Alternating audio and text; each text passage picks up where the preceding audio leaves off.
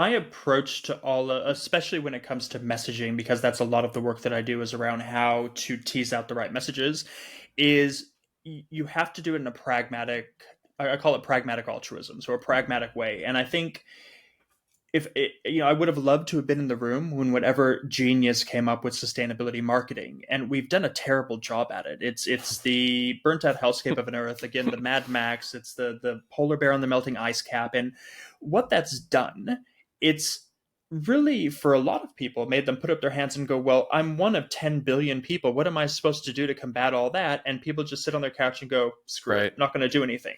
So I think really getting the message out, and this even applies to Greta. I don't necessarily support her approach in a lot of ways, and Hmm. certainly I do not support the approach of organizations like Just Stop Oil or Extinction Rebellion. I think they've forgotten their audience. They're certainly passionate. We can't discount that. They are wearing their heart on their sleeve, but is gluing your face to the street or throwing tomato soup at a painting getting your message across? Probably not. Because at this stage of the game, we've been talking building a better future since the early 60s. That's the start of the modern environmental movement. If at this stage of the game, people do not know what's going on, or they're actively working against trying to build a better future, then I don't know why we are wasting our time trying to convince them. All of that to say, the goal today, it's no more raising awareness. The awareness is out there. Our goal today is to convert people to actually do something. So how do you do that? You meet them where they are Hmm. and you have an honest conversation with them. You don't try to convince them to do extreme things like going and living off the grid or becoming a vegan. If that's your passion point, go for it. I'm not going to stop you. But for most people around the world, that's not something that they're either going to be willing or have the means to do.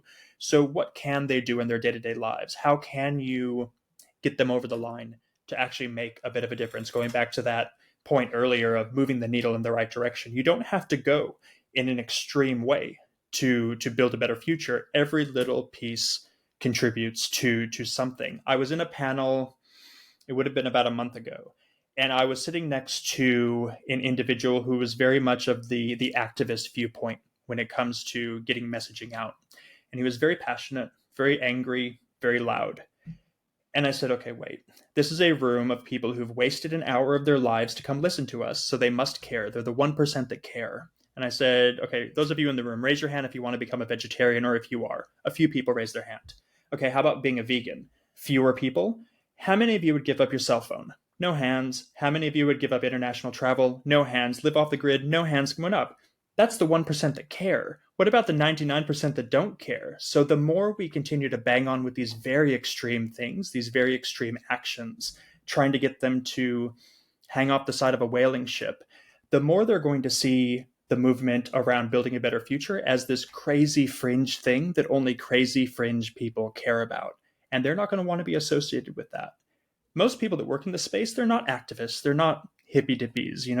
They look like me. They're quote unquote normal people. Right. So I think the more we show our movement to be a fringe thing versus a central thing, the more we're going to turn people off from converting to action overall.